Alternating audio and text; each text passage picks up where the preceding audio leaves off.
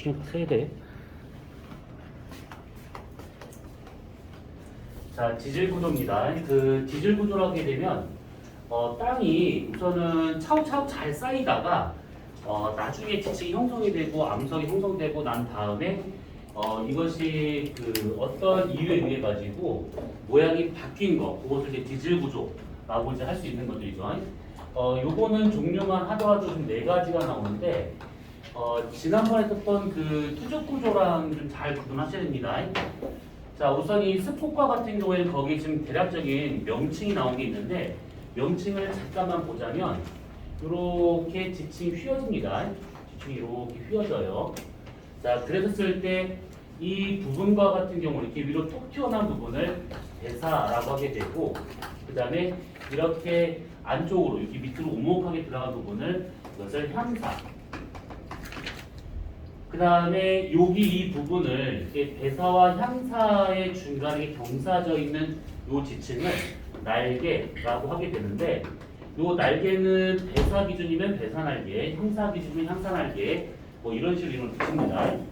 그 다음에 여기가 눈에 보이지 않는 하나의 축이 있을 것인데, 이렇게 그 배사를 만들거나 향사를 만들거나 하는 이런 축들, 이것을 지층을 나눈 거기 때문에 면이 될 것이고, 이것을 축면이라고 말합니다. 축면. 그래서 향사 축면, 배사 축면 이런 식으로 말하고 있는 중이고, 그 다음에 지층이라고 하는 것이 이렇게 습곡이라는 것이 휘어지는 것을 이제 습곡이라고 하게 되는 것들인데, 실제 휘어지는 부분은 이런 부분들이 아니라 여기 부분이 실제로 이제 휘어지는 겁니다. 여기가. 그래서 이게 휘어진 이 부분을 힌지라고 하고 있는 것이죠. 이렇게. 그래서 이게 습곡이라 하게 되면 저런 식으로 몇 가지의 이제 구조로 설명이 가능하더라라는 얘기입니다. 근데 이제 우리가 계속 이제 수업을 하면서 얘기할 것은 배사냐 향사냐 뭐 이런 얘기를 많이 할 거니까 나머지 이런 것들은 그냥 참고사항으로 말씀드립니다.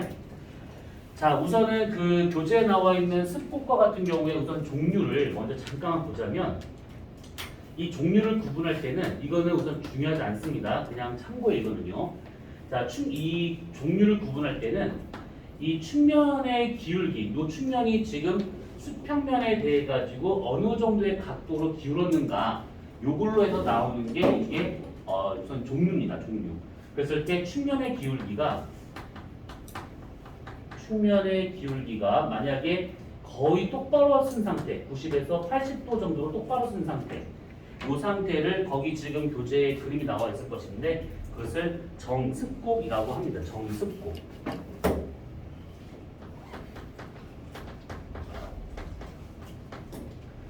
그 다음에 측면의 기울기가 대략적으로 한 80도에서부터 한 10도 정도까지 이렇게 많이 휘어지는 이런 형태에 나오는 이런 습곡 같은 경우는 두 가지로 나타나게 되는데, 하나는 등사습곡이냐 하나는 경사습곡이냐.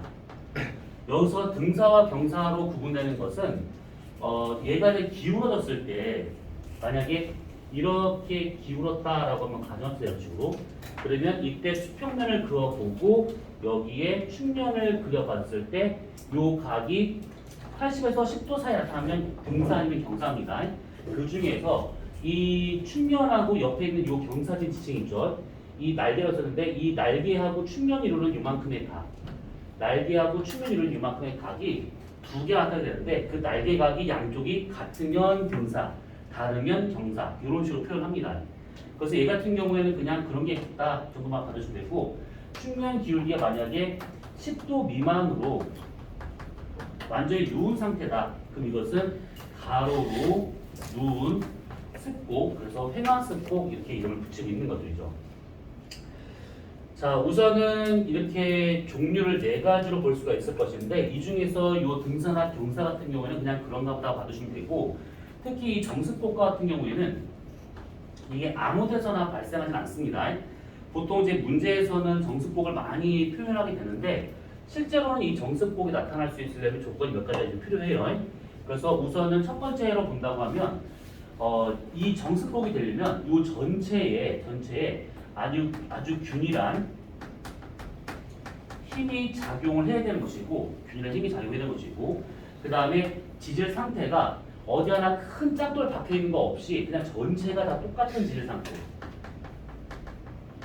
되어야지만 이런 식의 정습곡이 나올 수가 있습니다. 그러니까 이걸 만족하지 못하면 정습곡이 거의 안 나와요. 그래서 이건 되게 보기 쉽지 않은 그런 습곡의 종류가 하나 되고 있다라는 얘기죠.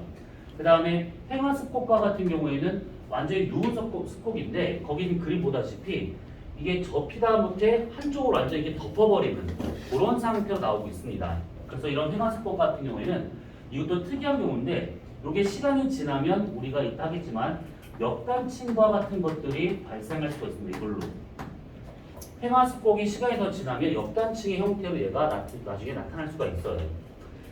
그래서 우선은 습곡의 종류다라고 하게 되면 이렇게 한 4가지 정도가 있다 받으시면 되는데 여기서 중요한 것은 요 놈이 아니라 어떤 거냐면 요건데 습곡을 이제 그 어떻게 써먹는가 이걸 따져볼 때는 자 지층이 차곡차곡 쌓일 때 이렇게 밑에서부터 위까지 지층이 차곡차곡 쌓입니다. 그러면 당연히 밑에 있는 것이 오래된 것이고 위로 올라갈수록 최근 지층이 이렇게 쌓이더라 이 얘기죠. 그래서 지층이 이렇게 쭉쭉 쌓이다 치면 위에 있는 것이 최근 거, 밑에 있는 것이 오래된 거. 자, 그러면 이렇게 되는데 우리가 이것을 지금 색깔을 구분하기 위해서, 그러니까 나이를 구분하기 위해서 색깔을 한번 넣어도 합시다. 오래된 것을 우리가 빨간색 지층이다라고 가정을 해보고 최근 것을 파란색 지층이다 이렇게 한번 봅시다. 이렇게. 그 다음에 가운데 어정쩡한 것은 그냥 노란색 지층 이런 식으로. 자, 이렇게 되어 있는 상태인데 만약에 이것이 대사처럼 이렇게 구부렀대요. 이렇게. 그러면 이것을 우리가 잘라서 단면을 보자면 이렇게 나타납니다.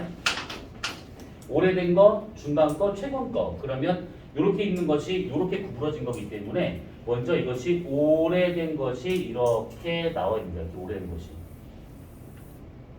그렇죠? 그 다음에 중간 것이 이렇게 그 위에 이렇게 나와야 돼요. 이렇게. 그 다음에 최근 것이 가장 최근 것이 이렇게 해가지고 이렇게 나와야겠죠. 그래서 이렇게 지층이 그 시간의 순서대로 본다면 이런 식으로 나타나는 게 이게 대사예요. 자, 그런데 시간이 지나면 이렇게 대사처럼 위로 톡 튀어나온 부분 같은 경우에는 침식을 아주 많이 받습니다. 침식을. 위로 톡 튀어나왔기 때문에 계속 뭔가 공격을 받아. 그래서 대사에서는 침식된 흔적이 잘 나타나게 되고 오히려 향사화 같은 경우에는 이렇게 오목하게 되어 있기 때문에 뭔가가 쌓일 수 있는 것이 더 유리하겠죠. 그래서 퇴적이 잘 나타나요. 자, 그러면 이 상태에서 만약에 시간이 지나서 대사처럼 되어 있는 것이 깎여 나갔대요. 그래서 이 윗부분이 싹 뚝 잘려 나갔다 라고 가정해보자 이렇게요. 그럼 여기가 평평한 땅인데 이런 식으로 여기가 그럼 이런 식으로 잘려 나간 상태에서 보시게 되면 위에서 이 그림 보잖아요. 그러면 여기를 기준으로 해가지고 좌우가 지금 대칭을 하고 있는 상태로 나타날 수가 있습니다. 특히 가운데 것이 오래된 것부터 해가지고 바깥쪽 최근 이런 식으로 시간의 관계 봤을 때 양쪽이 이런 식의 관계로 대칭을 하고 있다라고 하게 되면 이것은 대사가 과거에 있다가 잘려나간 거구나 이렇게 우리가 알 수 있다는 얘기죠. 그러면 이렇게 나와 있는 그림을 옆에서 보면 아 그런가 보다 할 텐데 이것을 만약에 위에서 본다면 어떤 관측자가 이것을 위에서 내려다본다 라고 한다 치면 어떻게 볼 수 있는 거냐면 가운데 오래된 지층이 이렇게 보이고 그 다음에 가장자리에서 이렇게 중간 지층이 보이게 되고 가장 끝쪽에서 최근 지층이 이렇게 나타나는 대칭 구조가 나타난다 이 뜻입니다. 요거는 옆에서 본 그림이고 요거는 위에서 본 그림입니다. 지표를. 그러면 여기가 기준 측면 요렇게 무슨 그림인지 이해되지? 그래서 이런 식으로 그 옆에서 봤을 때 지질 단면이냐 아니면 위에서 봤었을 때 저렇게 지면에 드러난 지층이 경계면이냐에 따라서 문제 유형이 좀 많이 달라질 수 있긴 하겠지만 어쨌든 간에 가운데 부분이 오래된 것이고 가장 잘 나갈수록 최근 거다. 그럼 이것은 대사가 잘린 구조구나 이렇게 알 수 있다는 겁니다. 그러면 여기에서 오래된 거다, 최근이다 라고 하는 이런 시간 또는 순서 이런 것들을 보통 문제에서는 어떻게 주어질 수 있는 거냐면 몇 가지 있긴 하겠지만 가장 대표적인 것이 절대 연령 이건 우리가 뒤에서 할 겁니다. 절대 연령과 같은 경우에는 정확한 실제 나이를 알 수 있는 겁니다. 반감기라고 하는 이 방법을 통해 가지고 정확한 나이를 구할 수 있는 것이 있는데 그것을 절대 연령. 그래서 오래된 거다, 최근 거다 이런 식으로 구분할 수 있다는 얘기고, 그 다음에 두 번째와 같은 경우에는 이 안에 들어가 있는 어떤 모양 또는 뭐 화석 또는 뭐 지층 순서 이런 것들을 전부 다 순서를 정할 수 있는 것이 상대 연령이라고 하는 것이 있습니다. 이 상대 연령이라고 하는 걸 갖고 순서를 정할 수 있는 것인데 이것 또한 뒤에 얘기할 겁니다. 어떤 것으로 구할 수 있는 거냐면 지사연구 5대 원리라고 하는 것이 있습니다. 요거를 갖고 순서를 정해볼 수 있다는 거. 그래서 누가 먼저고 누가 나중인지. 그 다음에 제일 많이 쓰이는 것은 세 번째 표준화석 갖다가 순서를 정할 수가 있습니다. 표준화석이라 하게 되면 이제 시대를 알 수 있는 그런 화석이에요. 뭐 여러분들 알고 있는 것 중에서는 뭐 삼엽충이라든지 암모나이트라든지 특정 시대에서만 딱딱 나올 수 있는 그런 화석들, 이런 것들이 다 이제 표준화석. 그래서 어디에 누가 들어가 있는가를 보면 얘가 오래된 거, 최근 거 이게 나올 수 있다 이 얘기죠. 그래서 습곡과 같은 경우에는 우선은 이런 식으로 우선은 받으시면 되는 거예요. 이렇게.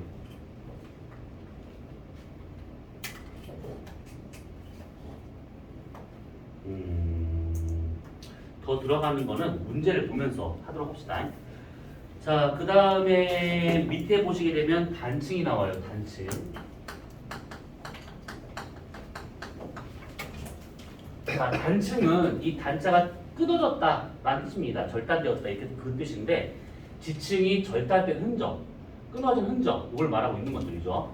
자, 우선은 이 단층과 같은 경우에도 지층이 이렇게 잘 쌓이다가 어떤 힘에 의해 가지고 지층이 딱 잘라져 버립니다. 그러면 그때 이 잘라지는 그 면을 보통 단층면이라 하게 되는데, 이렇게 지표가 있잖아요. 그러면 지표가 있는 상태에서 예를 들어서 만약에 이렇게 잘렸대요. 이렇게 잘릴 수도 있습니다. 똑바로 잘릴 수도 있는 것이고, 수평 방향으로 잘리는 경우는 없습니다. 그래서 이렇게 잘렸다라고 친다고 하면 그때 여기다가 선 하나를 연직 방향으로 선 하나 찍 한번 그어봐요. 이렇게. 그러면 위에서 만나는 곳이 상반, 밑에서 만나는 것을 하반, 이렇게 말합니다. 상반, 하반. 자, 먼저 단층에서 가장 기본이 요거예요. 상하반을 먼저 구분하는데, 이때 상반이 하반을 타고 올라가는가 내려가는가에 따라 가지고 만약에 이것이 이렇게 올라간 형태로 나타나느냐 아니면 이것이 이렇게 해서 이렇게 내려간 형태로 나타나느냐에 따라서 이름이 달라집니다.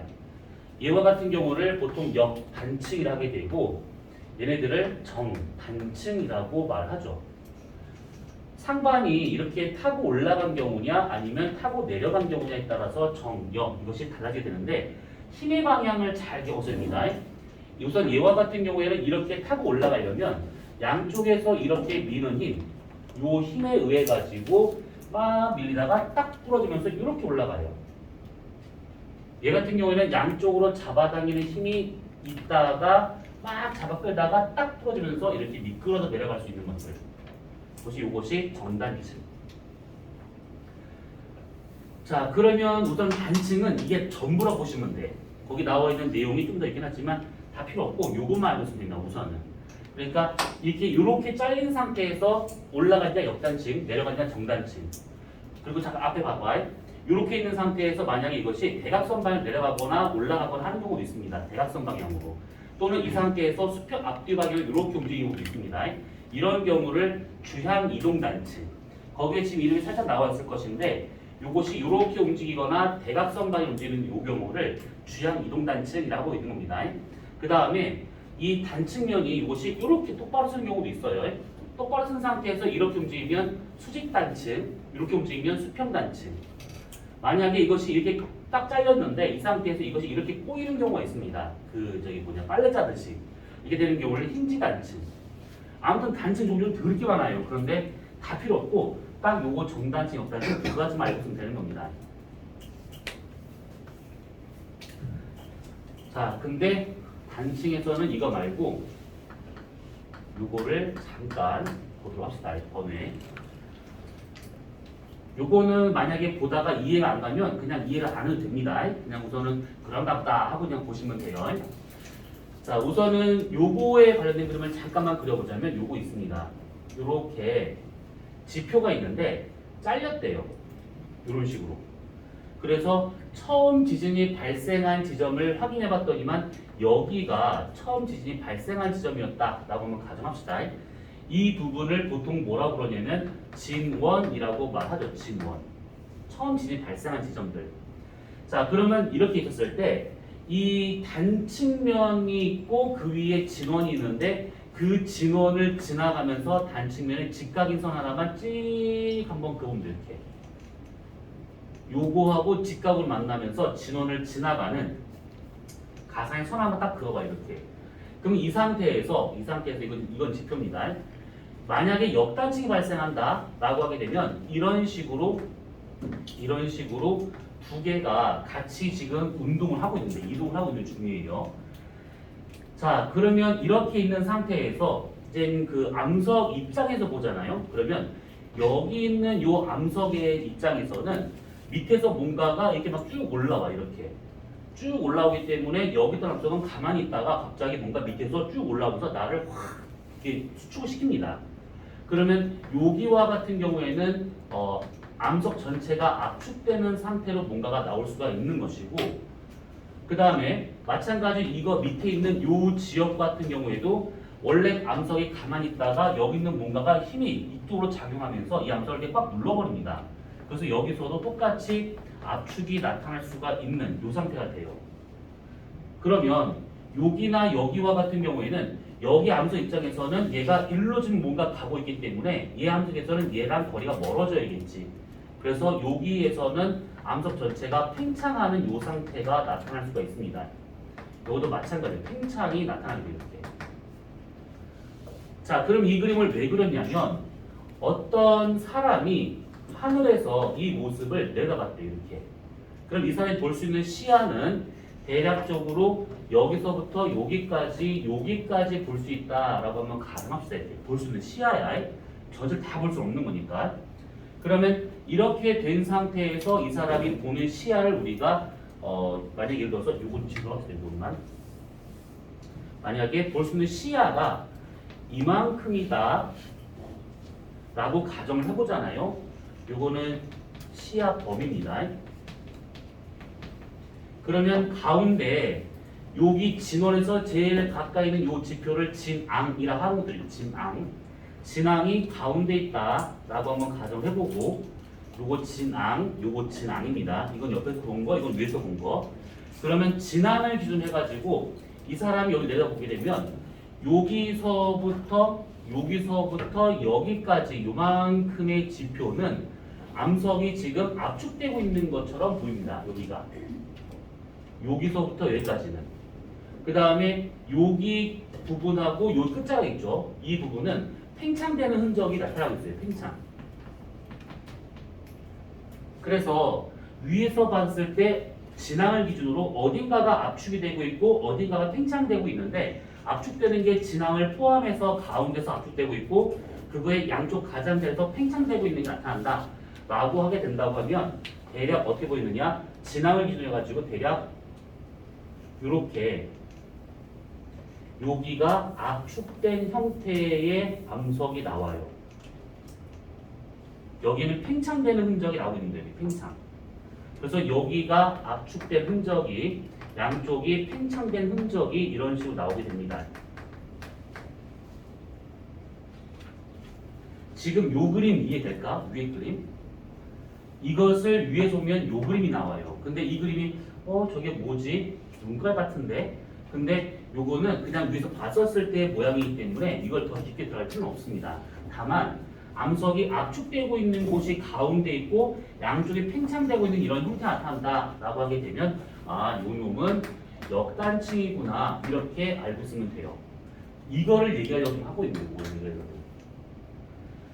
그럼 반대로 이렇게 지표가 있는데 단층면이 이렇게 그려졌고요. 여기가 좀 진원이고 여기 직각인 선 하나가 찍 그려져 이렇게. 이번에는 정단층이 발생을 합니다. 그러면 이쪽 방향으로 이렇게 운동을 하는 경우를 말하고 있는 것이죠. 역단층과는 반대로 좀 움직이는 중입니다. 그러면 여기 입장에 있는 암석들은 암석은 가만히 있는데 얘가 밑으로 쭉 잡아당겨. 그럼 여기 있는 암석들은 대체로 다 팽창하는 듯한 형태로 나타나게 되고, 여기 있는 애들은 암석은 가만히 있는데 뭔가 이렇게 밀고 들어오면 이렇게. 그럼 암석의 부피가 줄어들겠죠. 그래서 암석이 압축되고 있는 것으로 나타나게 되고, 여기도 마찬가지로 암석 가만히 있는데 뭔가 이렇게 밀고 올라갑니다. 그럼 여기가 압축된 형태, 여기 팽창된 형태. 이런 식으로 팽압, 팽압이 이렇게 반복적으로 나타난다 이 뜻입니다.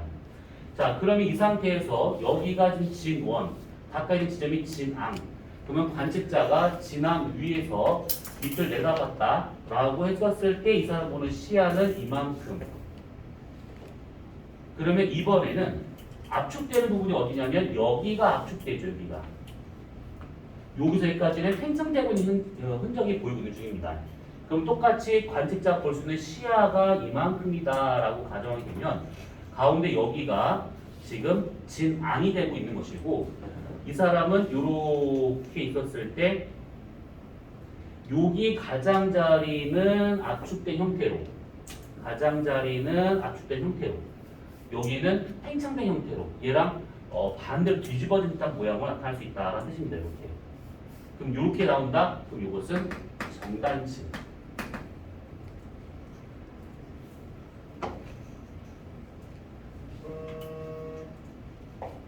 나야? 너야? 여자친구? 아, 안타깝다. 자, 아무튼 그러면 이렇게까지는 알겠죠. 요게 표시되는 것이 이런 식으로 나타날 수가 있습니다. 이렇게.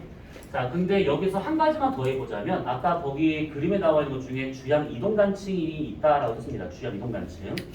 자, 요 그림은 조금 애매할 수 있을 것인데, 이렇게 지표가 있어요. 얘가 잘렸대요, 이렇게. 그러면 이 상태에서 진앙이 어디 있든 사실 상관없습니다. 이렇게 왔다 갔다 하는 수평 방향 이런 식으로. 그러면 요 그림을 우리가 단면 그리면 더 보기 힘드니까 이것을 우리가 위에서 본다라고 한번 가정합시다. 그럼 어떻게 될 수 있는 거냐면, 땅이 있는데 요 사람이 그 위에서 하늘을 봤었을 때 똑같이 단측면이 있고 여기가 좀 진앙이다 치고 여기다 뭐 직각이 선 하나 딱 그어보고 이렇게. 그럼 요 사람이 요게 서가지고 내려다봤다 이렇게 시야가 있습니다. 그러면 이 사람 볼 수 있는 시야 범위가 요만큼이다 라고 가정하잖아요. 여기가 좀 진앙이에요. 여기가 요거 진앙. 그러면 이때 만약에 요 땅이 이렇게 움직인대요. 수평방 이렇게. 그러면 여기다 표시를 하면서 보는 게 나을 건데, 이렇게 땅이 움직이고 이렇게 땅이 움직일 때 이렇게. 그러면 땅이 이렇게 움직일 때는 여기 있는 암석 입장에서는 일로 지금 땅이 가고 있기 때문에 여기 있는 암석은 팽창이 될 것이고, 여기 있는 암석은 땅이 밀고 가기 때문에 압축이 될 겁니다. 그래서 이쪽이 팽창, 이쪽이 압축. 마찬가지로 여기서도 이렇게 밀고 가기 때문에 이쪽은 압축이 될 것이고 이쪽은 팽창이 돼야겠죠. 그러면 이것을 4등분을 해가지고 대략 보자면 압축되는 곳을 이렇게 팽창을 냅두고 압축되는 공간을 이렇게 우리가 표시할 수가 있는 거예요. 그래서 이런 식의 모양으로 나올 수 있는 이것이 뭐냐면 주향 이동단층. 자, 압축되는 부분을 이렇게 좀 파란색으로 칠했는데 실제 지진을 표시하는 기호입니다. 이것이. 지진을 표시할 때 까만색으로 보통 표시하게 되는데 보통 흑백이 많으니까 흰색 아니면 그 까만색이니까 그랬었을 때 까맣게 칠해지는 부분은 보통 압축되고 있는 형태를 말하고 있는 것이고 아무것도 칠해지지 않은 부분은 그냥 팽창되고 있는 그 부분을 말하고 있는 중입니다. 그래서 이렇게 가운데가 압축되고 있다. 그러면 역단층. 주변이 이렇게 압축되고 있다. 그러면 얘는 정단층. 이런 식으로 대칭조 나타나고 있다. 그러면 얘는 주양 이동단층.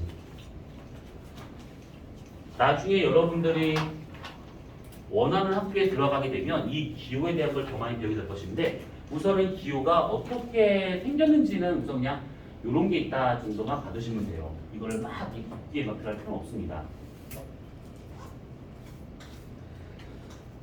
자, 그러면 우선은 이렇게 단층은 여기까지만 보도록 합시다. 그래서 거기 85페이지에 나와 있는 내용은 이 정도만 보시면 될 것 같습니다. 자, 그 다음에 밑에 나와 있는 전리라고 나온 것이 있는데 85페이지 밑에 전리 나온 게 있는데 전리는 그냥 암석의 균열입니다. 그냥 암석이 이렇게 쫙 갈라진 그 틈, 균열, 이걸 말하고 있는 것인데 크게 지금 거기에 두 가지만 소개되어 있지만 실제 전리는 세 가지가 있어요. 그래서 주상전리, 방상전리, 그 다음에 방상전리까지 세 가지가 있는데 방상전리와 같은 경우는 힘에 의해서 만들어진 것이 아니기 때문에 이 단어에서 빠진 겁니다. 주상전리, 판상전리가 있는데 거기 지금 주상전리라고 하게 되면 거기 사진 잘 나와 있어요. 이게 뜯어진 균열이 이렇게 세로 방향으로 되어 있는 이것을 주상전리를 하게 되는 것이고 판상전리는 암석과 나란하게 평행하게 뜯어지고 있는 형태를 판상전리라고 하는데 주상전리는 용암이 식으면서 생기는 그런 균열이고 판상전리는 심성암이 지하 깊은 곳에 있다가 위에 있던 토양이 얘가 풍화 침식되면서 날아가면서 얘가 밖으로 드러날 때 암석 전체가 팽창하면서 이런 식으로 만들 수 있는 겁니다. 그래서 요거는 우리가 막 이렇게 한석까지 해가면서 하기에는 좀 내용이 너무 좀 그러니까 우선 그런 게 있다 정도만 받으시면 됩니다. 자, 넘어가서 부정합.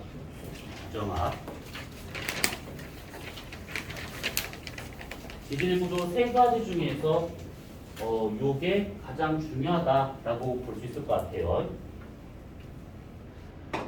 자, 우선은 이 부정합이라고 하는 것은 정합이 아닌 거라는 뜻입니다. 정합이 아닌 거. 그러면 정합이라고 하는 것은 뭐냐면 지층이 차곡차곡 쌓였을 때 이 지층이 이렇게 쌓이잖아요. 이렇게 차곡차곡 이쁘게. 그러면 얘가 오래된 것이고 위에 것이 최근 겁니다. 그래서 얘하고 얘하고의 관계가 시간 순서대로 잘 쌓였기 때문에 이 둘의 관계를 정합이라고 말을 해요. 정합. 근데 시간 순서대로 잘 쌓였기 때문에 뭐 특징이 없습니다. 그래서 정합이라는 단어는 거의 안 씁니다. 거의. 자, 근데 이제 앞에 부자가 붙었대요. 부정합. 그럼 얘네들은 뭐냐면 지층이 잘 쌓이다가 언젠가 여기 중간에 있어야 될 지층이 없는 경우, 그러니까 밑에하고 위에하고 연속적인 관계가 아닌 경우 그 관계를 부정합이라게 되는데 그때 이것을 어떻게 표현할 수 있냐면 여기 있어야 될 지층이 없는 경우 그것을 결층이라 말합니다. 있어야 될 지층이 없는 경우 빠진 지층, 결층이 되거나 아니면 과거에 한번 퇴적이 중단된 적이 있었다거나 아니면 시간의 어떤 차이가 위아래서 발생한다거나 이런 경우를 부정합 관계라고 말하고 있는 겁니다. 거기 지금 그림이 좀 꽤 복잡하게 나왔는데 보시게 되면 그 그림이 보면 먼저 정합이 퇴적된다 라고 지금 먼저 나와 있습니다. 이거 순서 잘 배웠어야 돼. 정합이 퇴적된다 라고 되어 있는데 그 그림을 자세히 보시게 되면 해수면이라는 말이 나와 있습니다. 해수면 86페이지 중간에 나와 있는 거. 그래서 그 해수면이 있다라고 하는 것은 보통 지층은 물 속에서 퇴적된다 이 뜻입니다. 바다 속에서. 그래서 정합이 먼저 지층이 바다 속에서 퇴적된다 라고 했었을 때 얘가 거기 지금 위쪽 경로하고 밑에 경로하고 약간 다릅니다. 위쪽 경로는 그냥 그대로 깎여 나가고 있는 중이고 밑에 있는 경로는 지층이 구부러진 상태에서 깎여 나간 것이죠. 그래서 밑에 있는 거와 같은 경우는 한번 과거에 습곡을 받은 적이 있었던 그 상태에서 침식이 되었다라고 보통 얘기합니다. 자, 말로만 해도 그렇죠. 이거를 그림을 그려봅시다. 자, 이렇게 바닷물, 해수면이 있겠습니다. 먼저 지층이 물 속에서 이렇게 차곡차곡 잘 쌓였습니다. 이런 식으로. 그러니까 첫 번째 과정, 퇴적. 자, 퇴적이 됐는데 얘가 시간이 지나서 어떤 이유로 지층이 구부러졌대요. 이렇게 구부러집니다. 그럼 이게 아까 얘기했었던 두 번째 습곡이죠. 습곡이 된 요 지층이 얘가 어떤 이유로 물 위로 붕 뜹니다. 지층이 위로 올라오는 경우를 용기한다라고 표현하죠. 자, 융기를 하고 난 다음에 지층이 이렇게 물 밖에 드러난 것이 있을 겁니다. 그러면 얘가 물 속에 있었을 때는 깎을 수 있는 힘이 없었기 때문에 퇴적만 우세가 나타나지만 이런 식으로 물 밖에 딱 드러나잖아요. 그러면 이 드러난 것만큼이 이렇게 싹둑 잘려 나갑니다. 이런 식으로. 그럼 여기가 평평한 땅이 돼요. 이렇게 평평한 땅. 그래서 이게 네 번째 침식 깎여 나가는 거. 그 상태에서 얘가 밑으로 가라앉습니다. 다섯 번째 침강. 그 다음에 요것이 물속에 다시 들어갔기 때문에 지층이 다시 쌓여야겠죠. 그래서 이렇게 되어 있어서 위가 잘려 나간 이 지층이 밑에 지금 이렇게 가라앉으면 그 위로 새로운 지층이 이렇게 쌓이는 경우. 여섯 번째 퇴적.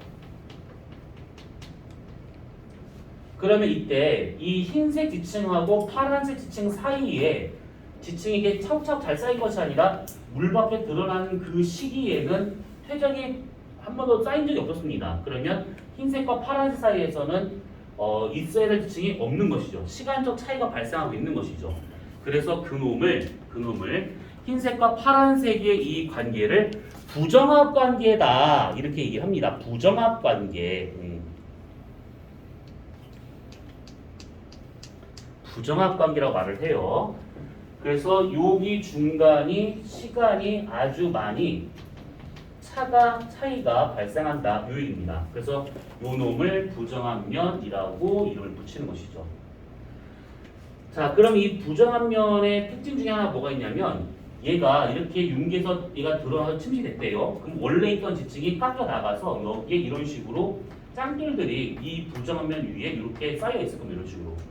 그 상태에서 얘가 밑으로 가라앉아요. 그러면 그 위에 지층이 쌓이면서 얘를 보존을 합니다.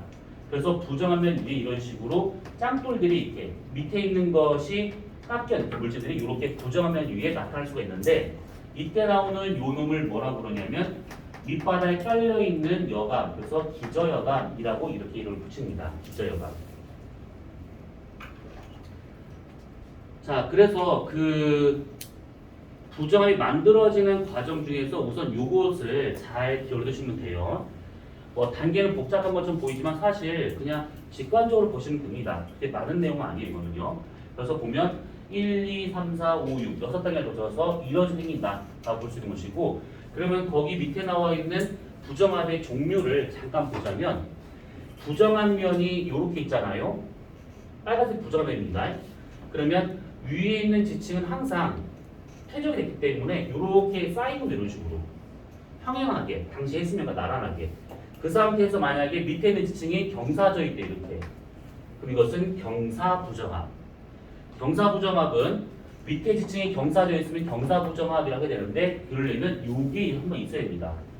과거에 습곡이 있어야지만 이런 식으로 밑에 있는 지층이 무너질 수 있다는 얘기죠. 그 다음에 부정하면 이렇게 있는 상태에서 위에 지층이 잘 쌓였대요. 근데 밑에 있는 지층을 봤더니만 위에 있는 지층과 침리 방향이 똑같대요. 이렇게. 그럼 이것은 평행부정합. 평행부정합이 되려면 이 6개의 단계 중에서 습곡이라는 이 단계만 빠지면 얘기가 나옵니다. 그러니까 지층이 이렇게 하얀색 쌓이고 빨간색 쌓이고 파란색 쌓이고 이렇게 쌓여있는 상태에서 얘가 지층이 위로 융기를 해요. 그러면 이 파란 지층이 빠져나갑니다. 이렇게 밖에 나가면서 다시 가라앉으면서 그 위에 이렇게 노란색이 딱 쌓여요. 그러면 빨간색과 노란색 사이에는 파란색이 있어야 될 것인데 그게 없어진 상태로 노란색 쌓인 거니까 빨간색, 노란색 사이를 부정합 관계 이렇게 말하고 있는 것이죠. 또 하나는 부정하면 이렇게 있어요. 여기 위에 지층이 이렇게 차곡차곡 잘 쌓였대 이렇게. 자, 근데 이 부정하면 밑에 만약에 화성암이 깎여 나간 흔적이 있거나 아니면 변성암이 깎여 나간 흔적이 있으면 이 둘의 관계를 난정합. 난정합이 되려면 마그마가 관입에서 식었거나 변성작용을 받았거나 그러면 이런 식으로 난정합이 나올 수 있다라는 거예요. 우선 이름도 잘 좀 기억을 해두셔야 되고요. 경사부정이 된다? 그럼 얘네들은 이게 눌려야지만 습곡이 돼야지만 나타날 수 있는 것이고 평행부정합은 그거 없이 그냥 상하운동만 했을 때 그 다음에 난정합은 밑에 지층 중에 화성압이 관입을 했거나 아니면 과거에 열이라든지 아니면 압력을 받아가지고 암석의 성질이 변했거나 이러면 난정압이다 이렇게 표현하고 있는 겁니다. 그래서 부정압의 딱 공통점을 보면 부정압면 위에는 다 지층이 쌓여 있어요. 그 다음에 부정압면 위에는 이런 식으로 짱돌이 놓여 있습니다. 기저여감이. 그래서 부정압의 종류를 나누는 것은 이 부정압면 밑에 있는 지층이 경사져 있는가 평행한가 새로운 짱돌인가에 따라서 이렇게 이름이 달라지더라 라는 얘기입니다.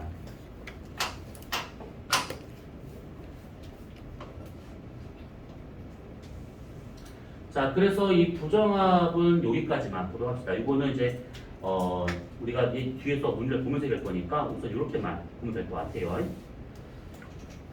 한 가지만 더.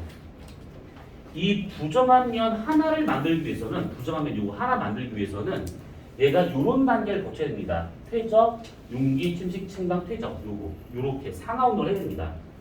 그래서 부정압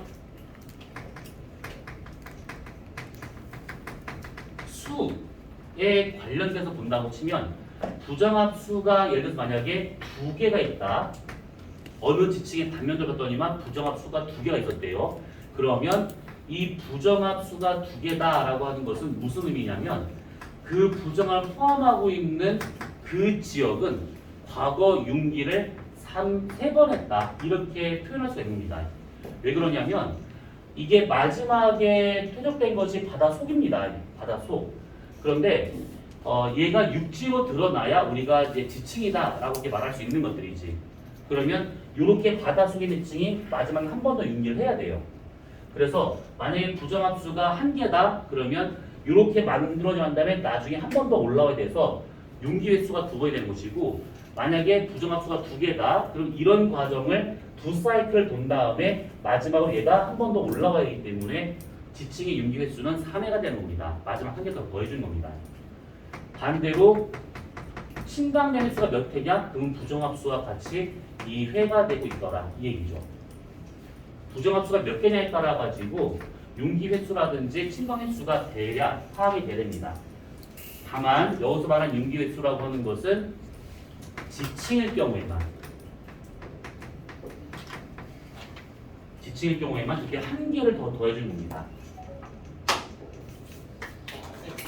그러면 그게 최소인 거예요? 아니면 그냥 무조건 맞는 거예요?